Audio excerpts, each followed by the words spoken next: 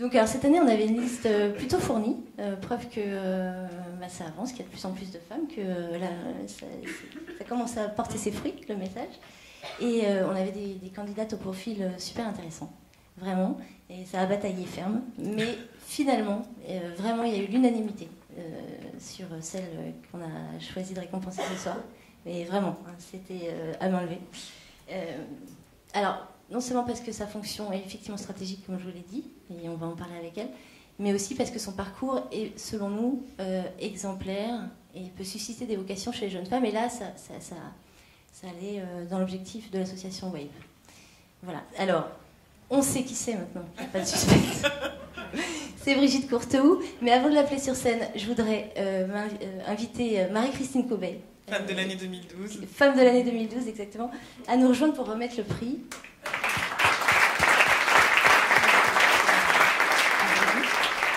Et que Brigitte Courteau, femme de l'année 2015.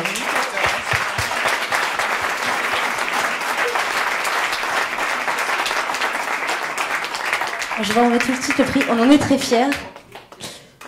Parce que c'est une bataille tous les ans pour obtenir ce beau diamant. Allez-y, merci beaucoup.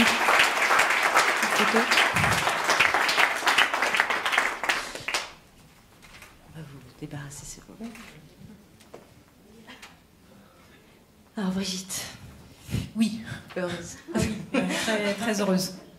Très, très, très contente. Enfin, je suis très étonnée aussi. Comme nous, les femmes, excuse-moi Maxime. Enfin, je pense qu'on a on a des doutes, hein, et on les exprime. Et le jour où j'ai su... Alors, qui m'a... Jean-Baptiste. Jean-Baptiste, il est où Jean-Baptiste ? C'est toi qui m'as appelé pour m'annoncer la nouvelle, la bonne nouvelle. J'ai dit, waouh, comment mon nom a circulé. Donc, très fière. Et puis, un point très important, ce qui est là, c'est le groupe. C'est mes mentors, mes coachs. C'est mes collaborateurs et collaboratrices, c'est mes collègues qui font que je suis là, et de façon très sincère, c'est-à-dire que dans l'entreprise, en tout cas dans le groupe PSA, clairement moi j'ai appris. Alors on m'a donné la chance d'apprendre, mais j'ai appris et je progresse, et ça me permet aussi d'apprendre dans ma vie personnelle, hein, tout ce que je fais. Donc très satisfaite, et donc un grand merci à l'entreprise aussi, quoi. Alors, parlons d'abord de votre parcours, puisque c'était l'un des points aussi pour lesquels vous avez été élu. Vous êtes ingénieur au départ. Oui. Et vous ne destinez pas du tout au secteur automobile. Alors, qu'est-ce qui vous a plu? Parce que je sais que c'était un vrai coup de foudre, hein, c'est ce que vous m'avez dit quand on avait discuté tous les deux. Alors, j'aimais les voitures. Hein. Ah, les belles voitures, le haut de gamme, le premium.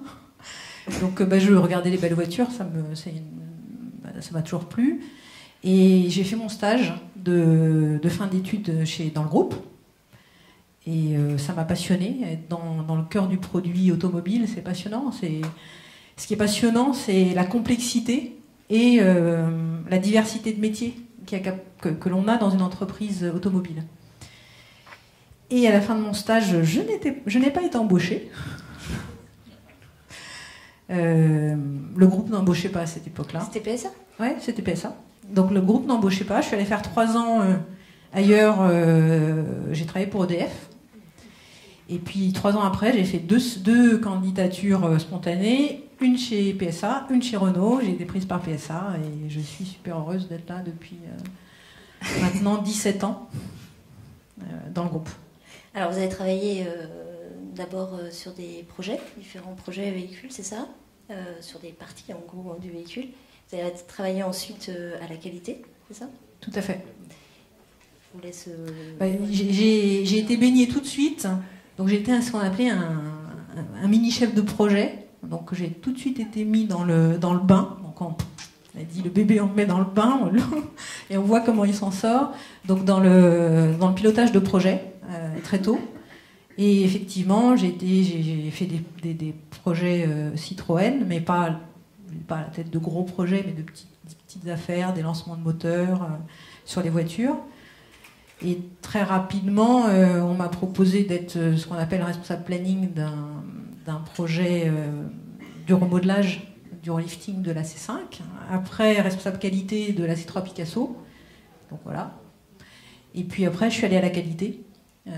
J'ai été responsable des tours de contrôle. Donc une vision 360 de la qualité du groupe, où on récupère l'ensemble des défauts qualité. Il y en a de moins en moins. Nous devenons très performants dans le domaine, mais de façon mondiale. Donc ça donne vraiment une vision complète du groupe. Et alors, le grand pas se fait en 2010, c'est 2010. Vous êtes alors nommé chef de projet sur le premier SUV, enfin SUV du segment B de Peugeot. Ouais, le crossover, le Peugeot 2008. Et alors là, c'est un poste hyper prisé, hein, chef de projet sur le véhicule, comme ça. Selon vous, qu'est-ce qui a fait la différence? Pourquoi on est allé vous chercher, vous, alors que là, pour le coup, la concurrence est rude. Alors, en fait, je me projetais quand même dans ma carrière, enfin dans mon futur, en me disant un jour, je veux être chef de projet. C'est un des métiers tout simplement passionnants. Mais je ne me voyais pas tout de suite là, être chef de projet. Puis un jour, je suis appelée par le patron de l'époque, qui s'appelait Jacques Pinault, et me dit, moi Gite, j'ai un poste à te proposer. Bon, je le rencontre, et je lui dis, dis-moi Jacques, qu'on lève tout de suite le doute, c'est parce que j'ai les cheveux longs que tu m'as proposé le poste. Ah non, il n'était pas content, donc non, j'ai dit si, c'est parce que j'ai les cheveux longs. Maintenant, ça c'est posé, je te le redirai pas deux fois, moi je me sentais partante pour le faire, mais je savais, j'avais des copains qui étaient sur liste d'attente. Et donc, quelque part, parce que j'étais une femme, je leur passais devant. Alors, ça peut poser... et pourquoi? Parce que c'était une femme? Parce que non, on pourrait penser parce qu'il y avait je vais te dire de façon un peu non dite, il y avait on a mis en place des quotas. Ah ouais, d'accord. Mais moi, j'ai pas de problème avec ça, dans la mesure où c'est important pendant tout un temps. Parce que ça permet de mettre des exemples, et ça permet de montrer qu'il y a des exemples qui réussissent. Et ces exemples, ils sont nécessaires pour les hommes, mais pour les femmes. C'est-à-dire que c'est la difficulté de faire progresser des femmes dans le monde automobile, il est lié aussi bien aux hommes qu'aux femmes. Et vous avez réussi, je crois, avec brio, puisque vous êtes arrivé au bout du projet avec quelques semaines d'avance. 4 semaines. 4 semaines d'avance. Nous sommes fiers de ça. 4 semaines d'avance. Et le Peugeot 2008 était un beau succès. Vous dirigez aujourd'hui, donc, et c'est pour ça qu'on vous a récompensé, une business unit qui est stratégique pour l'entreprise, hein, qui est la business unit services connectés et mobilité de PSA. Alors, est-ce que vous pouvez un petit peu nous expliquer l'enjeu de cette business unit?